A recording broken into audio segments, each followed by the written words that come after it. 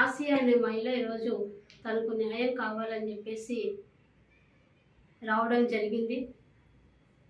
ఈరోజు ఎమ్మిగనూరు పట్టణంలో విలేకరుని అని చెప్పుకుంటూ, ఒక పార్టీలో నాయకురాలని చెప్పుకుంటూ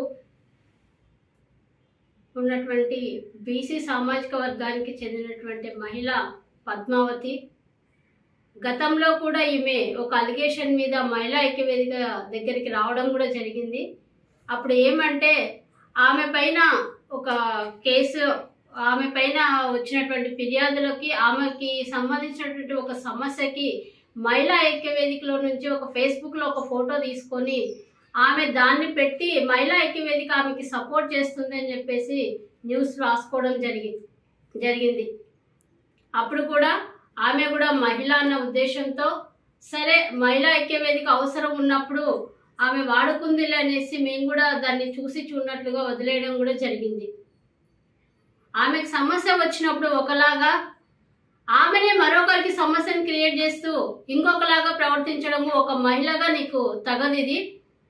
గతంలో ఈరోజు నువ్వు ఫిర్యాదు చేసినటువంటి ఫిర్యాదు ఎఫ్ఐఆర్ ఏదైతే రూరల్ పోలీస్ స్టేషన్లో నమోదైందో,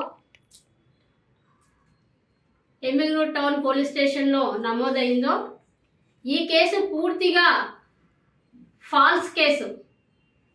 ఈరోజు మేము సిఏ గారిని ఒకటే అడుగుతా ఉన్నాము, మీరు కంప్లైంట్లు ఇచ్చినప్పుడు ఫాల్స్ కేసులు మాత్రము హడావిడిగా కేసులు కట్టేసి చేతులు దులుపుకుంటారు.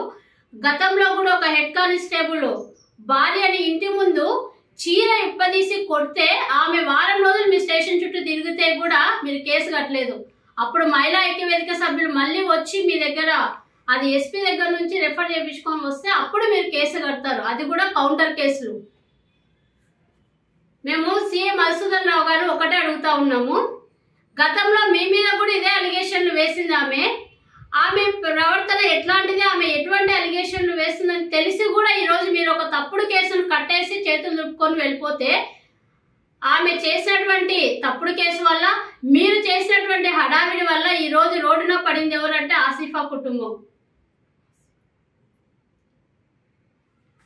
ఈరోజు పద్మావతి, అలాగే మీరు ఎవరి వ్యక్తి మీద అయితే కేసు కట్టినారో ఆ వ్యక్తి, హోంగార్డు, వాళ్ళిద్దరూ కూడా చిన్నపిల్లలు కాదు, మేజర్లు. వాళ్ళ ఇష్ట ప్రకారంగానే వాళ్ళు తిరిగినారు, వాళ్ళ ఇష్ట ప్రకారంగానే వాళ్ళు చాటింగులు చేసుకున్నారు.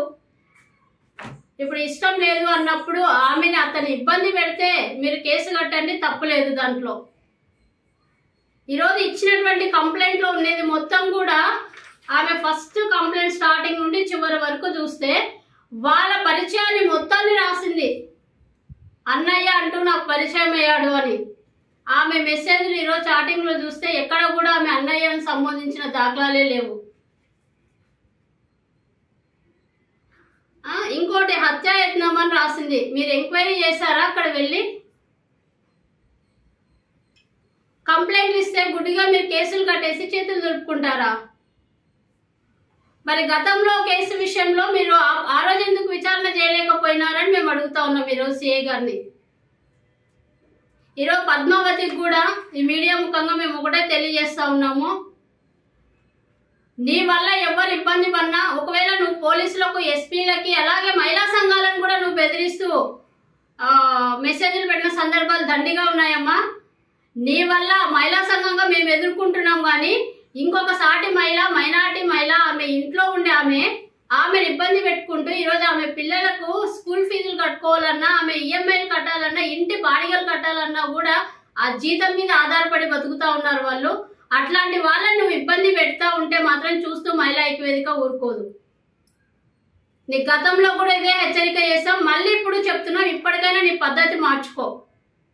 నువ్వు మహిళ అయినంత మాత్రాన నేను ఏం చేసినా చెల్లిపోతాదిలే అనుకుంటే మాత్రం తగదు అది నీకు. కాబట్టి ఇప్పటికైనా మేము డిపార్ట్మెంట్ వాళ్ళకి, ఉన్నతాధికారులకు ఒక్కటే తెలియజేస్తా ఉన్నాం, ఈ కేసు పైన పూర్తి స్థాయిలో విచారణ చేసి, ఈ ఫాల్స్ కేసు ఇది ఎందుకు అంటే వాళ్ళిద్దరు కలిసి తిరిగారా తిరగలేదా అనేది వాళ్ళ మెసేజ్లు చూసుకుంటే, వాళ్ళ చాటింగ్లు చూస్తే తెలిసిపోతుంది. ఇష్టం లేకుండా అమ్మాయి వెంట పడి ఉంటే మీరు కేసులు కట్టండి, తప్పేం లేదు. కానీ ఇటువంటి ఫాల్స్ కేసులు పెట్టడం వల్ల ఒక ఉద్యోగికి ఉద్యోగం పోవడం వల్ల వాళ్ళ కుటుంబం ఎంత సఫర్ అవుతుందో ఒకసారి ఆలోచించాలని చెప్పేసి దీని మీద సమగ్ర విచారణ జరిపించాలని జిల్లా ఉన్నతాధికారులకు మేము తెలియజేస్తా ఉన్నాము. అలాగే ఈ విషయంలో ఆసియా చేసేటువంటి న్యాయ పోరాటానికి ఎస్సీ ఎస్టీ బీసీ మైనార్టీ మహిళా ఐక్యవేదిక సంపూర్ణ మద్దతునిస్తూ ఆమెకి న్యాయం జరిగేంత వరకు ఆమె పోరాటంలో మేము తోడుగా అండగా ఉంటామని తెలియజేస్తా ఉన్నాం. అలాగే పద్మావతి క్యారెక్టర్ని కూడా ఒకసారి ఇక్కడ క్షమించాలి. నేను క్యారెక్టర్ అంటే ఆమె వ్యక్తిగతంగా అనట్లేదు. ఆమె ఈ పంచాయతీ గతంలో కూడా పెద్ద మనుషులు పంచాయతీ చేశారు. ఆ పెద్ద మనుషుల మీద కూడా ఈమె ఒక కేసు పెట్టిందని కూడా తెలిసింది.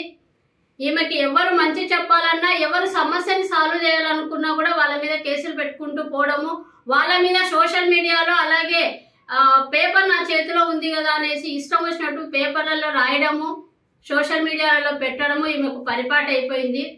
కాబట్టి ఈ విషయాన్ని కూడా జిల్లా అధికారులు గమనించాలి.